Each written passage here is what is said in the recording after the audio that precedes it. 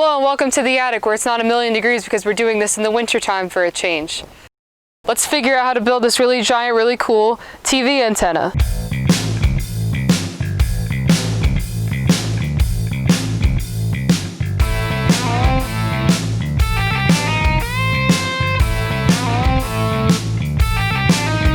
Did you know you can receive a bunch of TV channels for free just like they did in the 70s?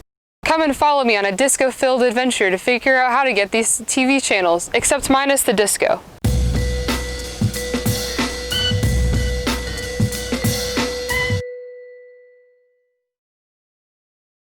If you're really old like me, you remember back in the 70s, we just put up an antenna, turned on the TV, and we watched all 3 channels, 4 if you had PBS. Well, nowadays you could still get that free TV, it's just digital now. It's an older antenna, but it checks out. We built our antenna in our attic. That's so that we could stay away from things like wind and rain and lightning, and in our area, alligators and hurricanes. But when you put an antenna in an attic, you have the problem of the roof overhead and a lower level. It's not as high as it is outside necessarily. So how do you take care of that? Well, you listen louder. You make a bigger antenna. We have 6 antennas on our array here. So we're hoping that by increasing the number of available antennas inside, that it will help us get that digital signal and be just as good as it would be outside. Also, building it inside allows us to use really cheap materials so that this is just a few bucks to make, but it will give us all these TV channels free. And we don't just have to monitor TV channels. You can do lots of things with an antenna like this and monitor lots of different stuff.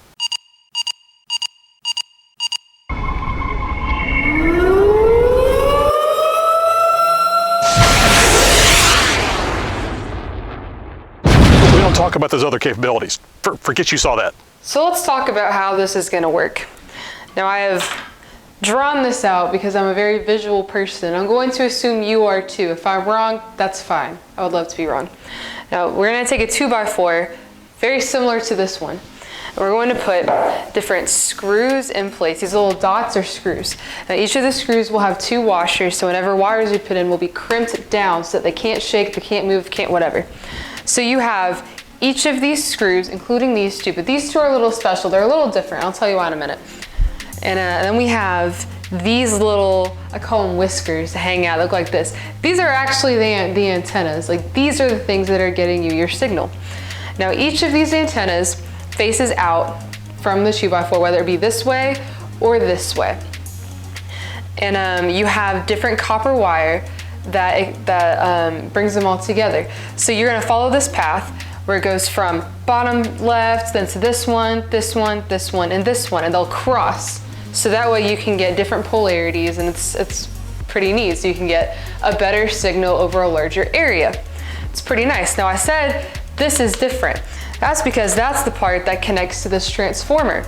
So you essentially take these little clips, they're not clips, but I mean they're little U-shaped thingies, whatever they are, and you put them with the screws, and they will just have regular copper wire inside of them, so that way they go to the transformer. The transformer has a cable that goes to a splitter, and then the splitter will have a wire that will go to the TV. It's very simple. Like, these words on their own sound kind of complicated, but I promise you, it's super easy and anybody can do it, including you, viewer. We start out by cutting 3 24-inch sections of 2x4. These will be the antennas. I marked 8 holes on each of the boards, and what we did is we lined them up on about the edge of the 2x4. It doesn't have to be anything specific. And then we put them 4 inches apart from each hole. Again, nothing super specific. We looked at pictures of what other people had done and just kind of followed the scale that they did. And it works pretty well, but if you want to use different dimensions, I mean, go for it. The only thing to fear is fear itself. The drill press is used to make pilot holes in the wood so that we don't split it later. Drill presses are really good for work like this. A length of wire is used to measure the space between the holes to determine just how much wire will be needed on each antenna. 2 of these wires will be installed on each antenna on the left and the right. They'll cross each other, but will insulate them.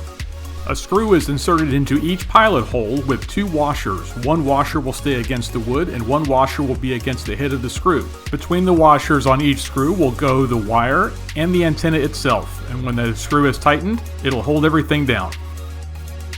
Then we wrap the wire around each screw, and like the diagram we showed you earlier, it crosses over so that you get polarity of both sides with the antennas. We're using some thin picture hanging wire that we had extra. You can see the spool there, and this turned out to be too skinny to really work well.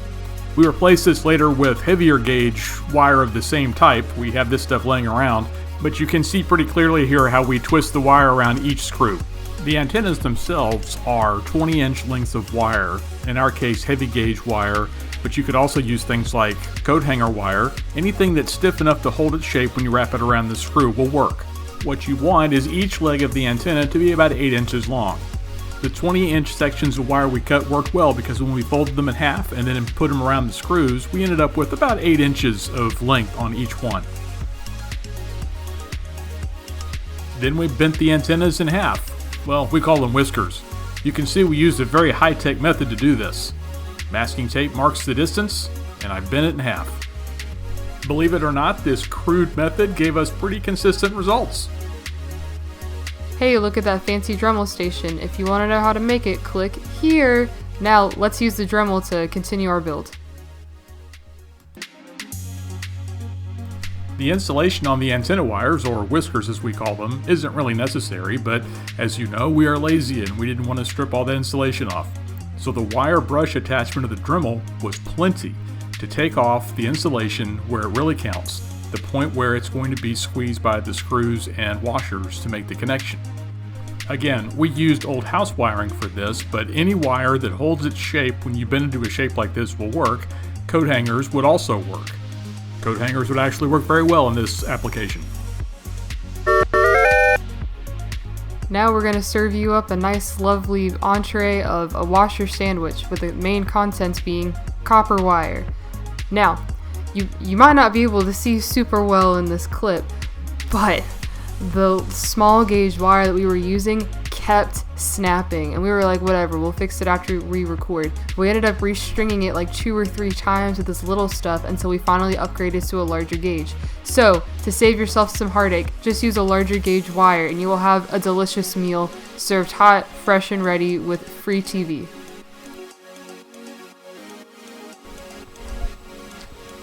So we fixed all this off camera. We have a little transformer, we have better wires, all the whiskers are on. You pretty much saw all this process before, but now you see that we finished it. Sorry about that. I could not find the SD card. It's on me. But anyways, here's the rest of the build so you can kind of figure out what we're doing. Then it's time to cut 2 3-foot sections for the cross beams that will hold the 3 antennas together. Now we attach the cross beams to our existing 2x4s. Make sure you put more than 1 screw into each corner, unlike what I did here because we had to add more off camera. Learn from my mistakes. Don't do as I do. Do as I say I do. Thank you. All right, so what's going on with this antenna and what's all this wiring? Well, what we did was we incorporated something called a matching transformer into our design. A matching transformer takes the 300 ohm output that your antenna receives and converts it to 75 ohm output, which is what the antenna on your TV is looking for. If you're as old as I am, you remember back the old days when you just had the 2 connectors for your TV because the TVs could handle 300 ohm input. Well, right now they're looking for 75 ohm through coax cable, which is what we have here and how we're going to reach our TV. So this transformer maximizes the output of the antenna into the coax cable so the TV benefits from everything. And of course, we have 3 antennas, so there's a lot of stuff going on. But that's why we have these transformers. Let me show you how we set everything up. So we have 3 antennas, and there's a matching transformer for each antenna, and then a coax cable that we're going to wire into a splitter once we get this up into the attic. So 3 individual antennas are going to feed a single antenna line going to the TV. Here's a closer look at what that matching transformer looks like. We put a link for it below. Digital television transmission towers look like this. You just have to find out where they are around you so that you can point your antenna at them. This website will show you where the towers are near you. There's other websites that do it. This is the one we used. Just go to the first page you see there and put in your zip code. I'm putting in the Dallas, Texas zip code here, and it gives me a map of the digital antennas that are near Dallas. As you can see, they're clustered together. Sometimes they are, sometimes they aren't. They're clustered together near my house too. But if you scroll down, it will list off all the stations that you should receive, and the different colors tell you the strength of the signal. Green is good, red is bad, yellow is iffy. So now you know where you need to point your antenna, and this will affect where you mount your antenna in your house. We weren't sure how our antenna was going to behave, so we built a pivot mount for it. This pivot mount would do two things. One, it would allow the antenna to turn left and right, and two, it would mount to the wall and support the weight of the antenna when I lifted it up so that I wouldn't have to lift it up and screw it down to the hinges at the same time. This was just a quick way to make a flexible mount. Now that the pivot mount is done, we're going to add our hinges to make it more done. Any hinges will do, we just happen to have these on hand. But whatever you do, make sure that you put the hinges in a way that they'll be able to pivot freely, otherwise you'll have to take them off and do it again. It's not a hard process, but it sure is a frustrating hassle. We ended up being okay here, but you know, better safe than sorry. Hello camera person Hannah here. I did the camera work and I was freely holding it because I was almost falling over in the attic, so sorry if the shaking camera bothers you, but we just attached the hinges to the stud. Really revolutionary work, I'm sure you can do it as well. Thank you and have a wonderful evening. Goodbye. With the pivot mount in place, it was a fairly simple matter to pick up the antenna array and just hang it on top of the pivot. It took all the weight and I was able to arrange it however I wanted. Look at that, it's not even attached. And it's holding it just fine. 2 screws are put in to hold the antenna array to the pivot. That's really all that's needed for this mount. With the antenna array securely mounted to the pivot, it was time to connect the 3 coax cables to the splitter. This is just a 3-to-1 splitter that can be purchased at just about any hardware store. Then the antenna whiskers were straightened and separated about 3 inches from each tip. The next day. All right, so the antenna is hung on its pivot here. We're up where the weather can't get to it, so this is perfectly adequate. It's wired up and plugged into the TV. So all I've got to do now is point it in the direction of the antennas, which we know are north-northwest from our position, which we used a compass. Okay, so the next step is to figure out which direction north-northwest is from us here in the house. Now to do that, you'd normally use a compass. Now where would I find a compass in this house? Oh, well here's 2,150 of them. Let's see. They mostly agree that it's this direction, okay? So we're good to go. It's this way. So all I gotta do is point our array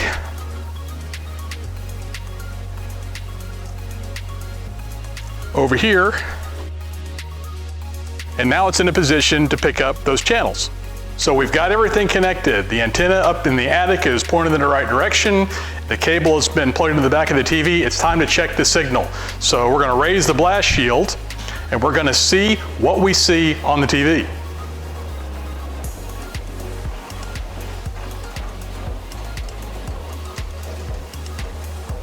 Look at that. It's a local broadcast. It's crystal clear, like it was from a DVD or off the internet. We're getting this from our monster antenna in the attic. I'm not really familiar with what they're showing here, but I'm sure there's other television on that I'll find interest in. That's a wrap on our TV antenna. It's a really cool, fun build, really simple, easy, anybody can do it.